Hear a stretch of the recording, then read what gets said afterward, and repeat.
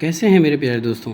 आप सभी का मैं आपके चैनल द सक्सेस पॉइंट पे भारतीय अर्थव्यवस्था के कुछ एमसीक्यू क्वेश्चन पे आपका स्वागत करता हूं। बहुत ही अच्छा सेगमेंट, बहुत ही अच्छी सीरीज़ चल रही है। अगर आप किसी भी कॉम्पिटिटिव एग्ज़ाम की तैयारी करते हैं, अगर आप यूपीएससी की तैयारी करते हैं, यूपीपीएससी की तैयारी करते हैं या अदर किसी कॉम्पिटिटिव एग्ज़ाम की तैयारी करते हैं, अगर आप रेलवे डिपार्ट की या अदर किसी डिपार्ट की भी तैयारी करते हैं दोस्तों, जैसा कि अभी एग्ज़ाम होने वाला है आरओ का, उन सभी के लिए भी ये महत्वपूर्ण प्रश्नों की श्रृंखला है। अगर आप प्री की तैयारी कर रहे हैं या मेंस की तैयारी कर रहे हैं तो उन सभी के लिए काफ़ी इम्पोर्टेंट होने वाला है। वीडियो को शुरुआत से अंत तक ज़रूर देखें, आप ही का फ़ायदा होगा दोस्तों। द सक्सेस पॉइंट एक ऐसा मंच है जो ऐसे टॉपिकों को और ऐसे महत्वपूर्ण एमसीक्यू क्वेश्चन को आपके बीच में लाकर सॉल्व करता है, जिससे आप अपने लक्ष्यों के बहुत करीब पहुंच सकते हैं। अगर आप छोटे एग्ज़ाम की तैयारी करते हैं तो आप ऑनलाइन प्रश्नों को भी देख सकते हैं, एमसीक्यू क्वेश्चन को भी देख सकते हैं जो कि इससे पहले डाले जा चुके हैं। हर सब्जेक्ट को बारीकी से डिस्कशन किया गया है, हर सब्जेक्ट का अलग प्लेलिस्ट बनाई गई है। आप चैनल से जुड़िए, चैनल को सपोर्ट कीजिए, चैनल को सब्सक्राइब कीजिए, बेल आइकन ऑन कीजिए ताकि नोटिफिकेशन मिलती रहे। इस वीडियो को ज़्यादा से ज़्यादा लोगों तक पहुंचाने का प्रयास करें, ज़्यादा से ज़्यादा शेयर कीजिए, लाइक कीजिए। वीडियो आपको कैसी लगती है कमेंट में ज़रूर बताएं। अपना प्यार इसी तरह बनाए रहिए। चलिए शुरू करते हैं, देखते हैं भारतीय अर्थव्यवस्था के अंतर्गत आज कौन से महत्वपूर्ण प्रश्न रखे गए हैं। तो प्यारे दोस्तों, आज का पहला प्रश्न है कि बैंक दर को उस दर के रूप में परिभाषित किया जाता है जिस पर आरबीआई वाणिज्यिक बैंकों को अल्पावधि ऋण देता है। दूसरा, एक वाणिज्यिक बैंक अपने ग्राहकों को उधार दे सकता है। तीसरा है आरबीआई वाणिज्यिक बैंकों को दीर्घकालिक ऋण देता है। और चौथा ऑप्शन है वाणिज्यिक बैंक आरबीआई से रातों रात धन उधार लेने में सक्षम है। फटाफट से उत्तर दीजिए दोस्तों। बैंक दर को उस दर के रूप में परिभाषित किया जाता है, यानी कि आपको बैंक दर की डिफिनेशन देनी है।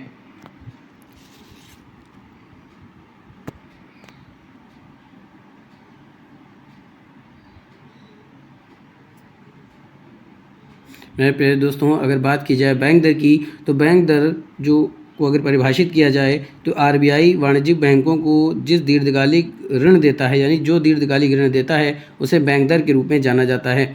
यानी यहाँ पे पूछा जा रहा है कि बैंक दर को किस दर के रूप में परिभाषित किया जाता है, तो आरबीआई वाणिज्यिक बैंकों को दीर्घकालिक ऋण देता है, इसी को बैंक दर के रूप में जाना जाता है। तो आपका ऑप्शन क्या हो जाएगा? सी। तो C is the right answer for this question. अगले प्रश्न की तरफ चलते हैं। अगला जो महत्वपूर्ण प्रश्न है दोस्तों, वो है विशेष कृषि क्षेत्र यानी SAZ स्थापित करने के लिए नीति शुरू करने वाला भारत का पहला राज्य कौन सा है?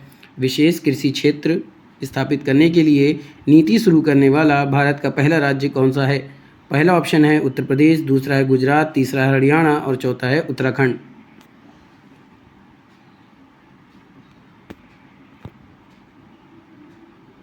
फटाफट से उत्तर दीजिए दोस्तों। वीडियो को शेयर करते रहिए, लाइक कीजिए। वीडियो आपको कैसी लगती है कमेंट में ज़रूर बताएं। तो मेरे प्यारे दोस्तों, अगर बात की जाए विशेष कृषि क्षेत्र स्थापित करने के लिए नीति शुरू करने वाला भारत का पहला राज्य कौन सा है, तो उत्तराखंड राज्य एक ऐसा राज्य है जो कि विशेष कृषि क्षेत्र को स्थापित करने के लिए नीति शुरू कर रहा है। तो वो राज्य है आपका उत्तराखंड प्यारे दोस्तों, जो कि ऑप्शन डी पे दे रहा है। तो D is the right answer for this question. अगले प्रश्न की तरफ चलते हैं। अगला प्रश्न कह रहा है दोस्तों, निम्नलिखित में से विश्व बैंक के शीर्ष 3 देनदार कौन है? प्रश्न एक बार फिर से, निम्नलिखित में से विश्व बैंक के शीर्ष 3 देनदार कौन है? पहला ऑप्शन है भारत, दक्षिण अफ्रीका, मैक्सिको। दूसरा ऑप्शन है भारत, मैक्सिको, दक्षिण अफ्रीका। तीसरा ऑप्शन है भारत, मैक्सिको, पाकिस्तान। चौथा ऑप्शन है मैक्सिको, भारत, दक्षिण अफ्रीका। तो निम्नलिखित में से विश्व बैंक के शीर्ष 3 देनदार कौन हैं?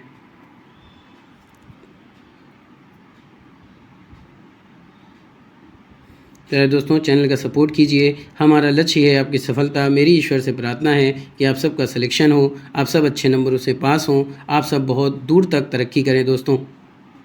तो निम्नलिखित में से विश्व बैंक के शीर्ष देनदार कौन हैं? तो विश्व बैंक के 3 शीर्ष देनदार जो है प्यारे दोस्तों, वो है भारत, मैक्सिको और दक्षिण अफ्रीका। तो ऑप्शन आपका बी राइट हो जाएगा। तो B is the right answer for this question. अगले प्रश्न की तरफ चलते हैं। ये रहा प्यारे दोस्तों अगला प्रश्न। बैंकों के द्वारा मार्जिन आवश्यकताएं बनाए रखने का प्राथमिक कारण क्या है? बैंकों के द्वारा मार्जिन आवश्यकताएं बनाए रखने का प्राथमिक कारण क्या है? भारतीय रिजर्व बैंक यानी आरबीआई की आवश्यकताओं को पूरा करने के लिए। दूसरा जो ऑप्शन है वो है बेसल द्वितीय समझौते का अनुपालन करने के लिए।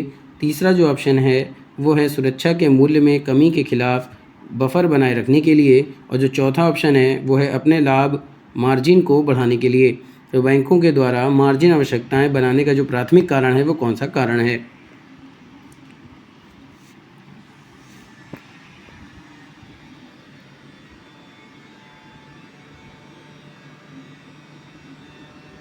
फटाफट से उत्तर दीजिए दोस्तों। फ्री ऑफ कॉस्ट ये वीडियो है, तो ज़्यादा से ज़्यादा लोगों को जोड़ने का प्रयास करें। जितने ज़्यादा लोग इस वीडियो से जुड़ेंगे, इस चैनल से जुड़ेंगे, हमारा मनोबल बढ़ेगा, हम और अच्छा करने का प्रयास करेंगे। तो बैंकों के द्वारा मार्जिन आवश्यकताएं बनाए रखने का जो प्राथमिक कारण है प्यारे दोस्तों, वो कारण कौन सा है? तो वो कारण है बेसल द्वितीय समझौते का अनुपालन करने के लिए। तो ऑप्शन आपका बी राइट हो जाएगा। तो B is the right answer for this question. अगले प्रश्न की तरफ चलें। अगला महत्वपूर्ण प्रश्न है दोस्तों, इक्विटी फंड के बारे में निम्नलिखित में से कौन सा कथन सही है? बात समझ में दोस्तों। प्रश्न क्या है कि इक्विटी फंड के लिए या इक्विटी फंड के बारे में निम्नलिखित में से कौन सा कथन सही है? पहला जो कथन है वो है या पहला जो ऑप्शन कह लीजिए, पहला जो ऑप्शन है वो है या निश्चित रिटर्न देता है। दूसरा जो ऑप्शन है वो या मुख्य रूप से शेयरों में निवेश करता है। तीसरा जो ऑप्शन है या ऋण और शेयर दोनों में निवेश करता है। चौथा जो ऑप्शन है या मूल्य में वृद्धि का आश्वासन देता है। तो इक्विटी फंड के बारे में आपको बताना है कि कौन सा कथन सही है। एक बार ऑप्शन में फिर से रिपीट कर देता हूँ कि यह निश्चित रिटर्न देता है। दूसरा जो ऑप्शन है यह मुख्य रूप से शेयरों में निवेश करता है। तीसरा यह ऋण और शेयर दोनों में निवेश करता है। और चौथा है यह मूल्य में वृद्धि का आश्वासन देता है। बहुत ही महत्वपूर्ण प्रश्न है प्यारे दोस्तों, फटाफट से इसका उत्तर दीजिए। हो सकता हो शायद ये क्वेश्चन आपके एग्ज़ाम में आ जाए और आप इसका आसानी से उत्तर दे पाएँ। तो प्यारे दोस्तों, इक्विटी फंड के बारे में जो कथन सही है उसका उत्तर देना है या उसका ऑप्शन देना है। तो उसका सही ऑप्शन होगा यह ऋण और शेयर दोनों में निवेश करता है। तो ऑप्शन आपका सी राइट हो जाएगा दोस्तों। तो C is the right answer for this question. अगले प्रश्न की तरफ चलें। पहले दोस्तों, बूंद बूंद से सागर बढ़ता है। तो अभी से अगर आप तैयारी में जुट जाएंगे तो दोस्तों आपकी सफलता निश्चित है। तो चैनल को सपोर्ट कीजिए, चैनल का सब्सक्राइब कीजिए, बेल आइकन ऑन कीजिए ताकि नोटिफिकेशन मिलता रहे। अगला जो महत्वपूर्ण प्रश्न है वो है कोई भी बैंकिंग कंपनी निम्नलिखित में से किस अधिनियम में निहित प्रावधानों के अनुसार बैंकिंग व्यवसाय के अलावा कोई अन्य व्यवसाय कर सकती है? प्रश्न क्या है कि कोई भी बैंकिंग कंपनी निम्नलिखित में से किस अधिनियम में प्रावधानों के अनुसार बैंकिंग व्यवसाय के अलावा कोई अन्य व्यवसाय भी कर सकती है? पहला जो ऑप्शन है वह है भारतीय रिजर्व बैंक अधिनियम। दूसरा जो ऑप्शन है वो परक्राम में लिखित अधिनियम। तीसरा जो ऑप्शन है वो बैंकिंग विनियमन अधिनियम। और चौथा है उपरोक्त में से कोई नहीं।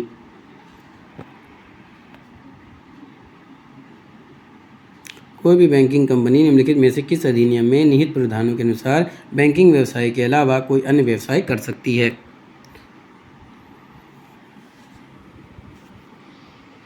पहले दोस्तों, अगर बात की जाए कोई भी बैंकिंग कंपनी की किस प्रावधानों के अनुसार वो बैंकिंग व्यवसाय के अलावा कोई अन्य व्यवसाय कर सकती है, तो उसका जो सही उत्तर होगा वो होगा परक्राम में लिखित अधिनियम के अंतर्गत। तो बी ऑप्शन राइट हो जाएगा। B is the right answer for this question. अगले प्रश्न की तरफ चलें। ये रहा प्यारे दोस्तों अगला प्रश्न। अगला प्रश्न क्या है कि निम्नलिखित में से कौन सा प्रसिद्ध लेखक, स्तंभकार और वक्ता बनने से पहले एक निवेश बैंकर था? बात समझ में आई दोस्तों। प्रश्न क्या है कि निम्नलिखित में से कौन सा प्रसिद्ध लेखक, स्तंभकार और वक्ता बनने से पहले एक निवेश बैंकर था? पहला जो ऑप्शन है वो है अरविंद अडिगा। दूसरा ऑप्शन है चेतन भगत। तीसरा ऑप्शन है झुंपा लाहिड़ी। और चौथा है किरण देसाई।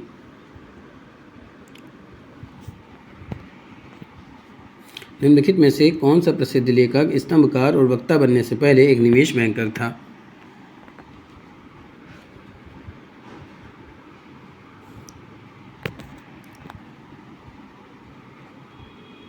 तो पहले दोस्तों, प्रसिद्ध लेखक जो स्तंभकार और वक्ता बनने से पहले एक निवेश बैंकर था, तो उसका ऑप्शन कौन सा होगा? चेतन भगत। प्यारे दोस्तों, बात समझ में आई दोस्तों। निम्नलिखित में से कौन सा प्रसिद्ध लेखक, स्तंभकार और वक्ता बनने से पहले एक निवेश बैंकर था? तो वो था झुंपा लाहिड़ी। माफ़ कीजिएगा, चेतन भगत नहीं होगा दोस्तों, झुंपा लाहिड़ी होगा। तो ऑप्शन आपका सी राइट हो जाएगा। तो C is the right answer for this question. अगले प्रश्न की तरफ चलते हैं। अगला जो प्रश्न है प्यारे दोस्तों वो है भारतीय रिजर्व बैंक के संबंध में पारस्परिकता और एकल उपस्थिति के सिद्धांत का पालन करता है। यानी कि भारतीय रिजर्व बैंक के संबंध में कौन सा ऐसा बैंक है जो पारस्परिकता और एकल उपस्थिति के सिद्धांत का पालन करता है? पहला है निजी बैंक, दूसरा ऑप्शन है विदेशी बैंक, तीसरा ऑप्शन है क्षेत्रीय ग्रामीण बैंक और चौथा है शहरी सहकारी बैंक। तो भारतीय रिजर्व बैंक जो है वो किस बैंक के संबंध में पारस्परिकता और एकल उपस्थिति के सिद्धांत का पालन करता है?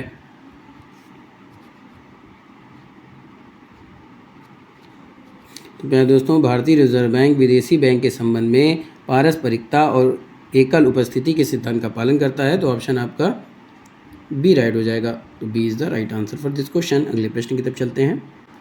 अगला प्रश्न है दोस्तों कि निम्नलिखित में से कौन विश्व बैंक समूह में शामिल नहीं है? निम्नलिखित में से कौन विश्व बैंक समूह में शामिल नहीं है? पहला जो ऑप्शन है वो है IBRD, दूसरा जो ऑप्शन है वो IDA, तीसरा ऑप्शन है MIGA और चौथा ऑप्शन है UNCTAD। दोस्तों फटाफट से उत्तर दीजिए, ये एक इम्पॉर्टेंट प्रश्न है, वेरी मोस्ट इम्पॉर्टेंट आप कर सकते हैं कि निम्नलिखित में से कौन विश्व बैंक समूह में शामिल नहीं है?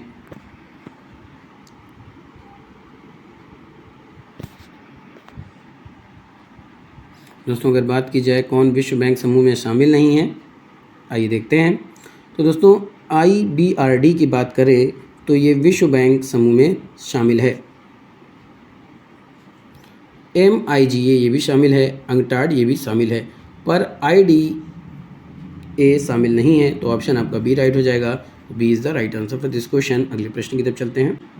ये रहा अगला प्रश्न। अगला प्रश्न क्या कह रहा है? अगला जो प्रश्न है वो कह रहा है कि निम्नलिखित कथनों पर विचार करना है और उपरोक्त कथनों में से कौन सा सही आपको बताना है। तो पहला जो कथन है दोस्तों वो है स्टॉक एक्सचेंज और वायदा बाजार को भारतीय संविधान की संघ सूची के अंतर्गत रखा गया है। दूसरा जो ऑप्शन है वो है Bombay cotton trade association Bharat का पहला संगठित वायदा बाजार था। उपरोक्त कथन में से कौन सा सही है?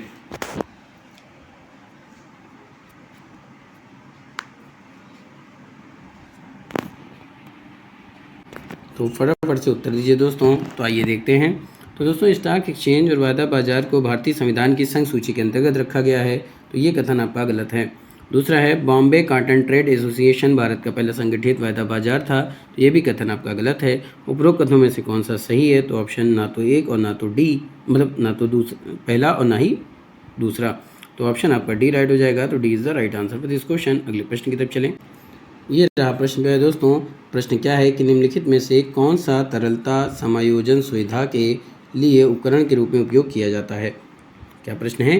निम्नलिखित में से कौन सा तरलता समायोजन सुविधा के लिए उपकरण के रूप में प्रयोग किया जाता है?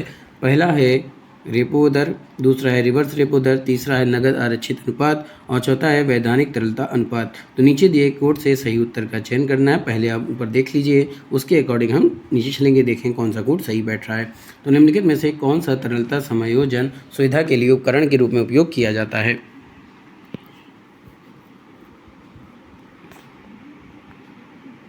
आइए देखते हैं। तो जो तरलता समायोजन सुविधा के लिए उपकरण के रूप में कार्य करता है वो है पहला रेपो रेट, दूसरा है रिवर्स रेपो दर, तीसरा है नगद आरक्षित अनुपात पर वैधानिक तरलता अनुपात नहीं है। तो पहला, दूसरा और तीसरा, आइए देखते हैं कौन से कूट पे दे रहा है। जी हाँ दोस्तों, देखिए ऑप्शन पहला क्या दे रहा है कि पहला और दूसरा, दूसरा दे तीसरा और चौथा, और तीसरा ऑप्शन है पहला, दूसरा और तीसरा। यही मेरा उत्तर होगा दोस्तों। C is the right answer for this question. अगले प्रश्न की तरफ चलते हैं। अगला जो प्रश्न है दोस्तों वो है भारत में निम्नलिखित में से कौन सा बंदरगाह मुक्त व्यापार क्षेत्र रखता है?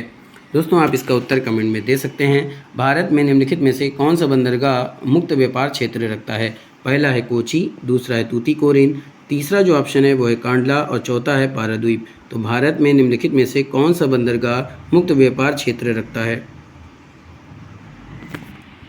फटाफट इसका उत्तर दीजिए।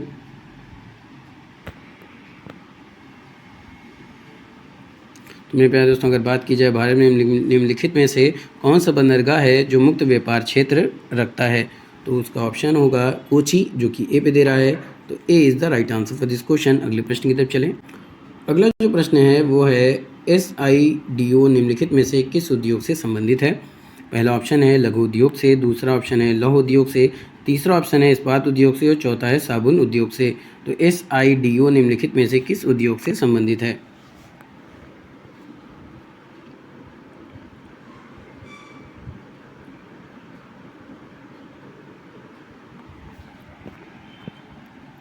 तो दोस्तों अगर बात की जाए SIDO की कि किस उद्योग से संबंधित है, तो ये इस्पात उद्योग से संबंधित है, जो कि ऑप्शन सी पे दे रहा है।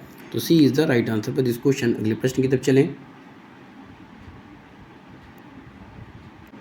ये रहा प्यारे दोस्तों अगला प्रश्न। अगला प्रश्न क्या कह रहा है कि कंपनी की कुल परिसंपत्तियों का कितना प्रतिशत बुनियादी ढांचा ऋण में लगाया जाना चाहिए। प्रश्न बहुत ही अच्छा है कि कंपनी की कुल परिसंपत्तियों का कितना प्रतिशत बुनियादी ढांचा ऋण में लगाया जाना चाहिए। पहला ऑप्शन है 75%, दूसरा ऑप्शन है 60%, तीसरा ऑप्शन है 80% और चौथा है 50%। तो पहला क्या है दोस्तों 75%, दूसरा है 60% और तीसरा 80% और चौथा है 50%। तो कंपनी की कुल परिसंपत्तियों का कितना प्रतिशत बुनियादी ढांचा ऋण में लगाया जाना चाहिए।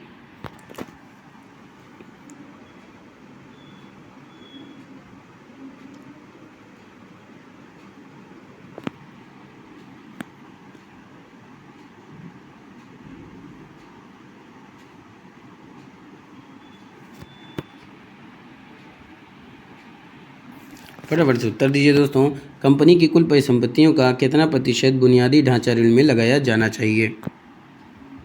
तो अगर बात की जाए कंपनी की कुल परिसंपत्तियों का कितना प्रतिशत बुनियादी ढांचा ऋण में लगाया जाना चाहिए, तो उसका सही उत्तर होगा 75%, जो कि ए ऑप्शन पे दे रहा है। तो A is the right answer for this question. अगले प्रश्न की तरफ चलते हैं।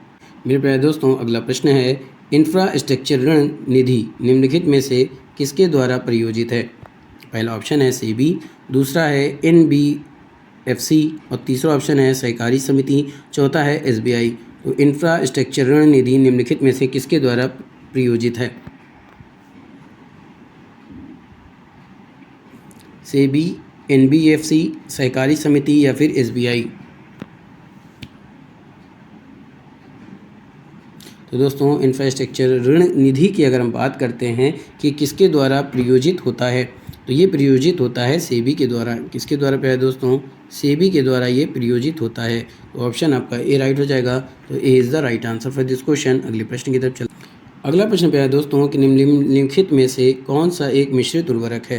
प्रश्न क्या है, निम्नलिखित में से कौन सा एक मिश्रित उर्वरक है। पहला ऑप्शन है CAM, दूसरा है यूरिया, तीसरा है अमोनियम सल्फेट और चौथा है NPK। निम्नलिखित में से कौन एक मिश्रित उर्वरक है। CAM, यूरिया, अमोनियम सल्फेट या फिर NPK।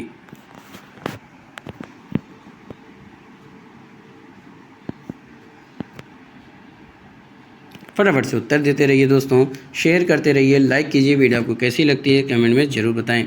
तो निम्नलिखित में से कौन एक मिश्रित उर्वरक है। तो ये ऑप्शन हो जाएगा दोस्तों यूरिया, जो कि बी पे दे रहा है। तो B is the right answer for this question. अगले प्रश्न की तरफ चलें। अगला प्रश्न है दोस्तों कि भारत में पर्यटन उद्योग की क्षमता और आकार के मामले में कई अन्य देशों की तुलना में काफ़ी छोटा है भारत में। इस संबंध में निम्नलिखित में से कौन सा कथन सही है। प्रश्न एक बार फिर से समझिए कि भारत में पर्यटन उद्योग की क्षमता और आकार के मामले में या कई अन्य देशों की तुलना में काफ़ी छोटा है। इस संबंध में निम्नलिखित में से कौन सा कथन सही है। पहला जो कथन है वो है भारत में दूरियां बहुत अधिक हैं और इसके लग्जरी होटल पश्चिमी पर्यटकों के लिए बहुत महंगे हैं। यानी भारत में दूरियां बहुत अधिक हैं, इसके जो लग्जरी होटल होते हैं पश्चिमी पर्यटकों की तुलना में काफ़ी महंगे हैं। दूसरा जो है वो है अधिकांश महीनों में भारत पश्चिमी पर्यटकों के लिए आरामदायक महसूस करने के लिए बहुत गर्म होता है। तीसरा जो ऑप्शन है वो भारत में अधिकांश सुरमय रिसॉर्ट जैसे कि उत्तर पूर्व और कश्मीर सभी व्यवहारिक उद्देश्यों के लिए सीमा से बाहर है। चौथा ऑप्शन है भारत में पर्यटकों को आकर्षित करने के लिए आवश्यक बुनियादी ढांचे समझ में दोस्तों अपर्याप्त है। तो भारत में पर्यटन उद्योग की क्षमता और आकार के मामले में या कई अन्य देशों की तुलना में काफ़ी छोटा। इस संबंध में कौन सा कथन सही है। तो बात की जाए दोस्तों तो भारत में पर्यटकों को आकर्षित करने के लिए आवश्यक बुनियादी जो ढांचे हैं वो अपर्याप्त है। यही ऑप्शन राइट हो जाएगा। तो D is the right answer for this question. अगले प्रश्न की तरफ चलें। अगला प्रश्न दोस्तों आपूर्ति वक्र के संबंध में निम्नलिखित में से कौन सा कथन सही है। आपूर्ति वक्र के संबंध में निम्नलिखित में से कौन सा कथन सही है। पहला जो ऑप्शन है वो है यह वस्तु की कीमत और उत्पादित मात्रा के बीच का संबंध है। दूसरा है यह ऋणात्मक ढलान वाला वक्र है, और तीसरा है यह कीमत और आपूर्ति की मात्रा के बीच का संबंध है, और चौथा है उपरोक्त में से कोई नहीं। फटाफट से उत्तर दीजिए। आपूर्ति वक्र के संबंध में निम्नलिखित में से कौन सा कथन सही है? पहला जो ऑप्शन है यह वस्तु की कीमत और उत्पादित मात्रा के बीच का संबंध है। दूसरा यह ऋणात्मक ढलान वाला वक्र है। तीसरा यह कीमत और आपूर्ति की मात्रा के बीच का संबंध है। चौथा उपरोक्त में से कोई नहीं।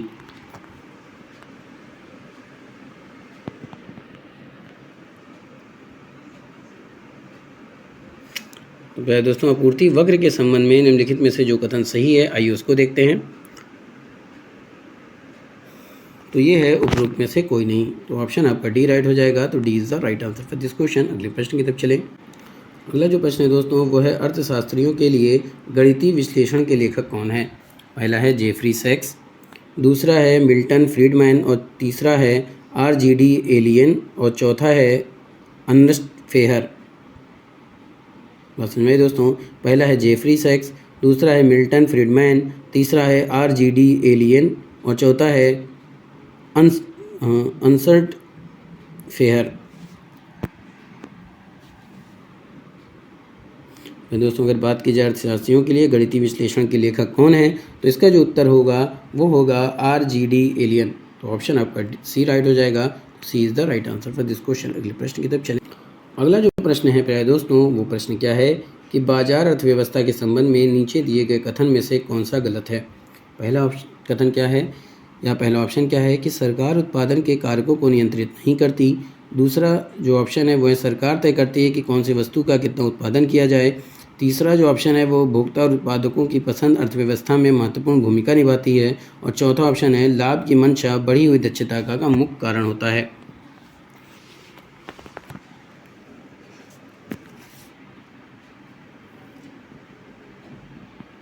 तो दोस्तों बाजार अर्थव्यवस्था के संबंध में कौन सा कथन गलत है उसको देखते हैं। तो सरकार जो होती है वो उत्पादन के कारकों को नियंत्रित नहीं करती, बिल्कुल सही है। सरकार तय करती है कि कौन सी वस्तु का कितना उत्पाद किया जाए, बिल्कुल सही है। उपभोक्ता और उत्पादों की पसंद अर्थव्यवस्था में महत्वपूर्ण भूमिका निभाती, ये कथन गलत हो जाएगा। लाभ की मंशा बढ़ी हुई दक्षता का मुख्य कारण है, तो ये सही है। तो बाजार अर्थव्यवस्था के संबंध में नीचे दिए गए कथन में से कौन सा गलत है? तो ऑप्शन सी राइट हो जाएगा। तो C is the right answer for this question. प्रश्न की तरफ चलें। अगला जो प्रश्न दोस्तों वह है निम्नलिखित में से कौन सा एक उभरता हुआ उद्योग नहीं है? पहला है सूचना प्रौद्योगिकी, दूसरा है खाद्य प्रसंस्करण, तीसरा है स्वास्थ्य सेवा, और चौथा है कपास उद्योग। तो निम्नलिखित में से कौन सा एक उभरता हुआ उद्योग नहीं है?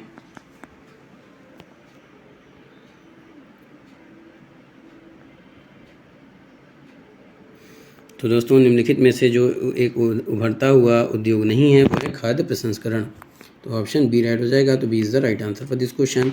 दोस्तों सूचना प्रौद्योगिकी, स्वास्थ्य सेवा और कपास उद्योग ये उभरता हुआ उद्योग माना जाता है। आगे चलें। अगला प्रश्न क्या है दोस्तों? अगला प्रश्न है दोस्तों कि ग्रामीण संपर्क में सुधार के लिए प्रधानमंत्री ग्राम सड़क योजना किस वर्ष शुरू की गई थी? पहला जो ऑप्शन है 2001, दूसरा ऑप्शन है 1999, तीसरा ऑप्शन है 2000, और चौथा ऑप्शन है 1998। तो दोस्तों ग्रामीण संपर्क में सुधार के लिए प्रधानमंत्री ग्राम सड़क योजना जिस वर्ष शुरू की गई थी वो वर्ष था 1998। तो ऑप्शन आपका डी राइट हो जाएगा। तो D is the right answer for this question. अगले प्रश्न की तरफ चलें। ये रहा प्यारे दोस्तों अगला प्रश्न। अगला प्रश्न क्या है, पिछड़े देशों के लिए रोलिंग योजना का सुझाव किसने दिया था? पहला ऑप्शन है गुन्नाल मार्डल, दूसरा है अमरसेन, तीसरा है R जैमुल्सन, और चौथा है MR लुइस।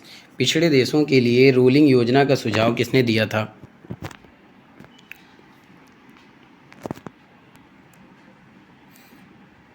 दोस्तों पिछड़े देशों के लिए रोलिंग योजना का सुझाव जिसने दिया था वो दिया था R जैमुल्सन ने। तो ऑप्शन आपका सी राइट हो जाएगा। तो C is the right answer for this question. अगले प्रश्न की तरफ चलते। अगला प्रश्न है विश्व में गन्ने का सबसे बड़ा उत्पादक देश कौन सा है? पहला है भारत, दूसरा है चीन, तीसरा है ब्राज़ील, चौथा है USA। तो अगर हम पहले स्थान की बात करें विश्व में गन्ने का सबसे बड़ा उत्पादक देश भारत है। तो ऑप्शन आपका ए राइट हो जाएगा। तो A is the right answer for this question. अगले प्रश्न की तरफ चलें। प्यारे दोस्तों कॉपी और पेन लेके बैठा करें, उत्तर मिलाया करें और कमेंट में उत्तर दिया करें। गरीब लोगों को खाद्यान्न वितरण का प्रबंधन कौन करता है? गरीब लोगों को खाद्यान्न वितरण का प्रबंधन कौन करता है? पहला ऑप्शन है केंद्र सरकार, दूसरा है राज्य सरकार, तीसरा है एफसीआई और चौथा है उपरोक्त में से कोई नहीं। तो गरीब लोगों को खाद्यान्न वितरण कौन करता है?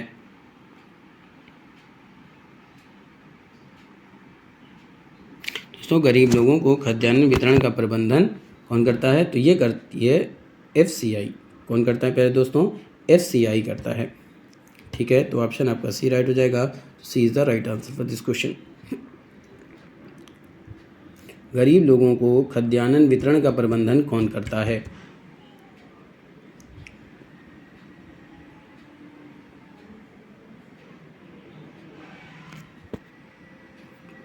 बस समझ में आई दोस्तों। तो ये था आज का शानदार महत्वपूर्ण प्रश्नों की श्रृंखला। फिर मिलेंगे आगे के प्रश्नों के साथ, तब तक के लिए जय Hind, wish you all the best.